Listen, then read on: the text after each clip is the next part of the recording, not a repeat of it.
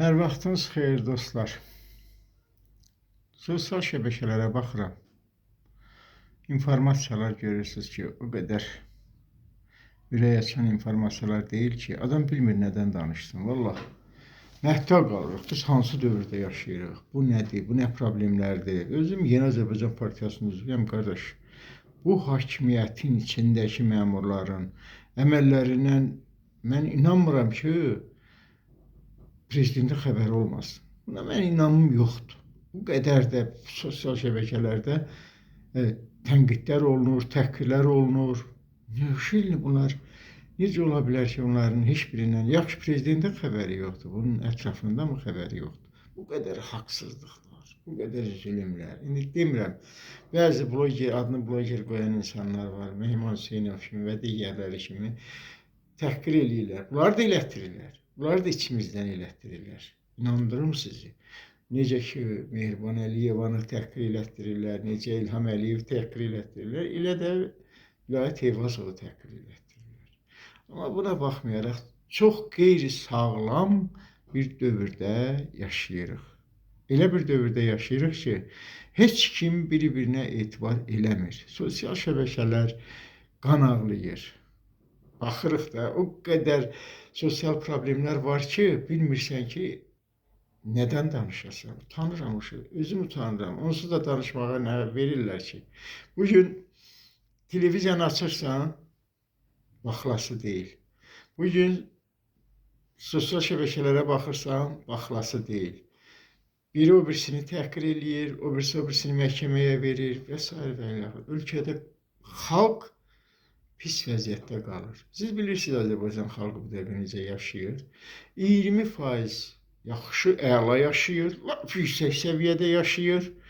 10-15 də orta təbəqə yoxdur. 10-15% də bu ən yüksək səviyyədə yaşayan insanların əlinin qırıntısından yaşayır. Onlar çörək verirlər, qohumları, əqrəbələri və s. Yerdə qalan zülm çəkir, əzab çəkir. Və onlar əsl Azərbaycanlılardır. O gedir hansı ki zibilxanadan çörək toplayırlar ha. Onlar qeyri-millətlər deyil. O əsl Azərbaycanlı onlardır. Onlar zülm çəkirlər. Onlara zülm verirlər. Onlar tutulurlar. Onlar məhkəmələrdə zülmlər çəkirlər. Haqları tapdalanan onlardır. Və onların əməyini istismar eləyirlər. Və bugünkü məmurlar. Bugün televiziyada hansısa bir şəhid haqqında, hansısa bir haqqı tapdalanmış insan haqqında, hansısa bir bankın qanunsuzluğu haqqında, hansısa bir dövlət orqanının qanunsuzluğu haqqında televiziyalarda eşidə bilərsiniz. Xeyr. Nə eşidirsiniz biz ancaq televiziyada? Hansısa müğənni başqa bir müğənniyə söz atdı, onun alt paltarı göründü, bunun başka yeri göründü, onun başka yeri göründü. Birini onlar otelde yatanda bu başka bir oğlanla yattı. Bunun yoldaşı, onun o birisinin yoldaşından yattı. Veyahut da bu qeyri-qanuni olaraq uşaq dünyaya gətirdi. Bak budur bizimki. Çok təəssüflər olsun ki bugünkü iqtidar, bugünkü vəziyyət göz qabağındadır. Bunlara sağlam insan lazım deyil. Bugün xəstə insanlar bunlara lazımdır. Onların dərmanlarını da artıq demək olar ki 100 manatlıq dərməni 500 manata, 500 manatlıq dərməni 400 manata, 400 manatlıq dərməni necə gəlir ağızlarına gələn qiyməti qoyub satırlar. Ama burada heç kim oraya girişə bilməz çünki monopoliyadır. Baxın, ölkədə ən çox haqqı tapdalanan insanlar kimlərdir? Məmurların haqqı tapdalanmır ki. Xeyr. Zalım, o bir qismət çörəyə möhtaç olan insanlar. Yaxşı, hakimiyyət istəyər ki, bunlar varlansın. Hakimiyyət istəyər ki, bunlar necə deyərlər, özlərinə çörək qazana bilsin. Xeyr. Bunların günü bilirsən nədir? Çıxsın hardasa, Mehriban Əliyeva sənə qurban olum, İlham Əliyev sənin başına dönüm, ay məmur sənin qadan olum, ay filankəs sənin başına dönüm. Bu cür hakimiyyəti idarə etmək və özü də istədiyi kimi yaşamaq. Bugün banklar baş kəsir. Cəmaətin evini əlindən alır. Özü adını da qoyurlar da. Adını da qoyur ki, hakimiyyət bizim arxamızda durub. Fakt da durub. Fakt da durub. Və məmurlar əgər bir balaca hakimiyyət haqqında artıq söz-söhbətlər desələr, məmurlar haqqında artıq söz-söhbətlər desələr, sırası məhkəmələr işə düşür, sırası prokurorluq qanun maddələrini bircə sadalayırlar ki, bu maddənin bu bəndinə uyğun olaraq və yaxud da sən düzgün hərəkət eləməmsən və yaxud da sənin cibində nə şey tutulubdur və yaxud da nə bilim nələr. Hakimiyyət bu cür idarə olunar. Cərimələrə baxırıq.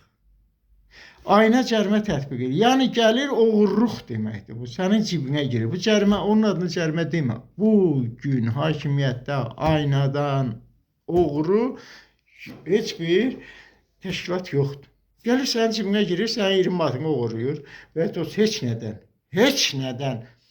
Necə yəni mən hardasa bir yerdə öz maşınımı parkovka eləyə bilmərəmmi? Dayanacaqlar yox. Binalar tikilir 14-15 mərtəbəli, həyəti yox. Mən necə həyətə gedim? Bəs mən maşını harda salım? Deməli, bir də məmurlardır, maşınla gedib gəlirlər. Mən yollara baxıram, prezident aparatının maşını və yaxud da digər dövlət qurumlarının maşını girirlər qəşəng əməlli başlı o avtobus yollarına. Nə qədər də cərimə olsun, zəng eləyib deyəcək ki, bu cəriməni sil. Vay ola ki, bir dənə hansısa bir məmur olmayan bir insanın, bir taksi şoförünün maşını geçsin, oraya geçsin və ya hansısa bir tələbə aparan avtobuslar geçsin, avtobus yoluna girsin. Allah göstərməsin. 300 manat, 100 manat, 200 manat gəlin. İnsan baş kəsir. İndi yaxşı, aynanın rəhbəri erməni deyil ki. Orada oturan millət vəkilləri erməni deyil ki. İndi bunu qoy olsun 15-20'si erməni. Hamısı erməni deyil ki. Bu xalqı niyə qırırlar? Yəni qırılan, ölən, əzab çəkən, zülüm çəkən Azərbaycan millətidir. Əsl Azərbaycanlı. Bunu bilin. 3-cü, 4-cü sort kimi qəbul edirlər Azərbaycanlıları. Bugünkü məmurların əsas məqsədi nədir? Güllə atmadan, heç bir şey eləmədən onları qırmaq, o Azərbaycanlıları, özləri varlanmalıdır. Səhər onların heç birini tapa bilməyəcəksən. Odur, keçmiş Qaskın.com-un müdürü Əli Həsənovun ailəsi hardadır? Xaricdə, Avropada. Kim şərait yaradır? Mən yaratmamışam ki, bu şəraiti ona. Bizim pullarımız uğradı da. Həmin indi biz bu Qarabağları ittiham edirik ki, çıxın gedin evimizə. Həmin Əli Həsənov, Əli Şamilov işləyirdilər. Əli Həsənov həmin pulları yedi, verdi nəvələrinə, uşaqlarına. Onlar keyf eləyir, biz də burada bir-birimizi ətini yeyirik, bir-birimizi təhqir eləyirik. Budur məmurlar. Onlar heç vaxt istəməz ki, Azərbaycanda orta təbəqə olsun, Azərbaycanda normal şərait, həyat şəraiti olsun. Bunu bilin və televiziyalara çıxmaqla və yaxud da sosial şəbəkələrdə, TikTokda və yaxud da Facebookda hansısa şərh yazmaqla bunlara girmir. Bunlar onu, bu hakimiyyətdə olan məmurların 90%-i heç sənə baxmırdı. Heç səni maraqlandırmırdı. İndi özü-özünə idarə olunur. Bizdə xaos üsulu deyilən bir üsul var. Özü-özünə idarə olunur. Biri-birini qarışdırmaqla, biri-birini təhqir eləməklə, biri-birini tənqid eləməklə. Bugün də televiziyalarda bir məmur haqqında mənfi bir fikir deyilə bilməz. Yuxarıdan göstəriş var, heç kim deyə bilməz. Və məmur da öz işindədir də. O deyən jurnalistlərin də əksəriyyətinə padlar soxdular içəri. Allah bizi qorusun. Çox pis durumdayıq. Bəli, deyirik, cənab prezident Azərbaycanı müharibədən qurtardı. Cənab prezident bizim suverenliyimizi özümüzə qaytardı, müstəqilliyimizi özümüzə qaytardı. Bunları bilirik. Əgər bugün cənab prezident bu xalq acından qırılırsa, o suverenlik də bu xalqa lazımdır. Bugün Fələstində deyirlər ki, nə qədər güllə boran, onu bilirik ki, orada güllə boran eləyib dağıdırlar. Amma bizdə özümüzünkülər Fələstindən pis günə salıb Azərbaycanı. Azərbaycanda bugün artım yoxdur insana. Amma ölümlərin sayına baxırsan ki, artımdan 2 dəfə çoxdur. Yəqin ki, Allahın adına şükür, siz 90 yaşınıza çatana qədər Azərbaycanda əsl Azərbaycanlı qalmaz. Bunu tam əminliklə deyirəm. Bugün Azərbaycanda əsl Azərbaycanlı adına layiq görülən, əsl türk olan insanların boynu vurulur. Onların evləri əlindən alınır. Onlara təhqirlər yağdırırlar. Gedək, baxaq bu dəqiqə. Tutulanlar da onlardır. Ölən də onlardır. Vətənpərvər də onlardır. Bütün hamısı o Azərbaycanlıların başındadır. Başqa heç kimin. Və Allah insaf versin bizim müxalifətimizə. Müxalifət də bu dəqiqə pul üstündə biri-birini qırır. Pul üstündə az qalırlar ki, biri-birinin ətini yesinlər.